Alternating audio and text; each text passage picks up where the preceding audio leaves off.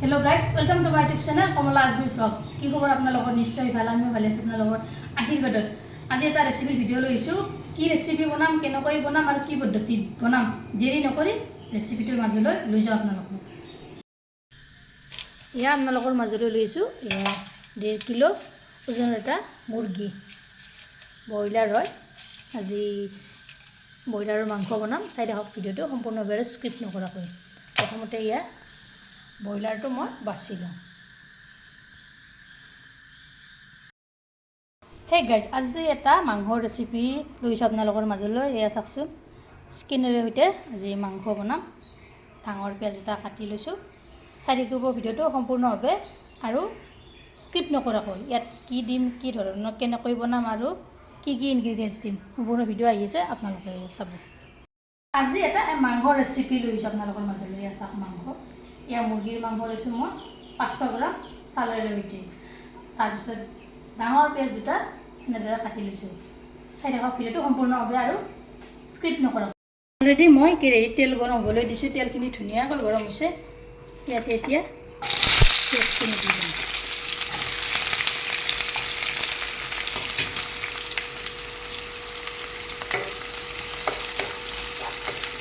পিঁয়াজখিনি প্ৰথমতে এয়া ৰং চুমুৱা কৰি ল'ম।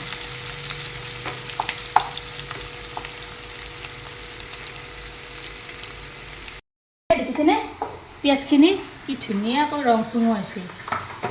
ইয়াতে এতিয়া মই ইয়াৰ মাংসখিনি দি দিম।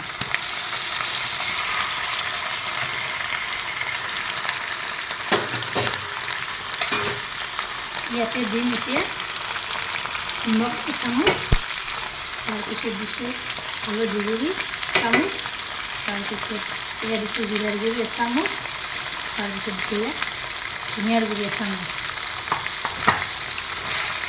দি এইখিনি অলপ কৰি লৰাই থাকিম মই।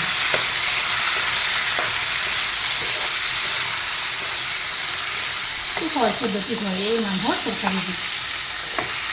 তাতে আকৌ চালেৰে সৈতে বনাবচোন, খাবলৈ সোৱাদ লাগে। মাংসখিনিও বঢ়িয়া লাগে খাবলৈ। মানে এনেদৰে তলকৈ কৰি এয়া লৰাই থাকিম যেতিয়ালৈকে মাংসখিনি ৰং চুমুৱা নহয়।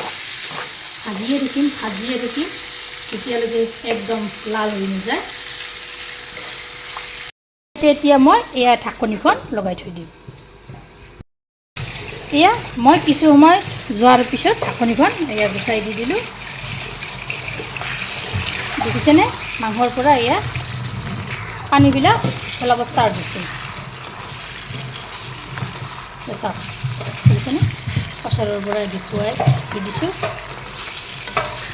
এনেদৰে তলপৰ কৰি আকৌ লৰাই দি দিছোঁ। তাৰপিছত ঢাকনিখন আকৌ লগাই থৈ দিম যেতিয়ালৈকে পানীখিনি নাইকিয়া হৈ নাযায়। কিছু সময় যোৱাৰ পিছত ঢাকনিখন গুচাই দি দিলোঁ। দেখিছেনে ইয়াৰ মাংসৰ পানীখিনি নাইকিয়া হৈ গৈছে। এয়া চাওক মাংসৰ পৰা এয়া কিমান পানী এয়া ওলাইছে।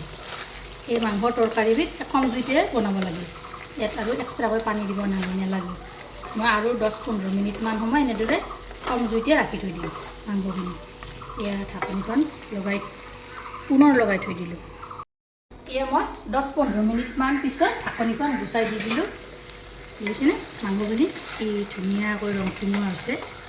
এনেকৈ আপোনালোকে এবাৰ ট্ৰাই কৰিবচোন মাংসৰ শুকান ভাজি। কি ধুনীয়া আছে দেখিছেনে কালাৰটো, কি ধুনীয়া আছে গ্ৰেভিটো। এয়া মাংসখন হৈ গ'ল, মই এয়া নমাই থৈ দিলোঁ। আজিৰ ৰেচিপিটো আপোনালোকে কেনে পালে কমেণ্টত জনাব। ভাল লাগিলে লাইক কৰিব, শ্বেয়াৰ কৰিব, কমেণ্ট কৰিব আৰু যদি প্ৰথমবাৰ আহিছে চেনেলটো ছাবস্ক্ৰাইব কৰিব, লগতে ফেচবুক পেজতো ফ'ল' কৰিব। ধন্যবাদ। আকৌ এটা নতুন ৰেচিপিৰে এতিয়া লগ পাম।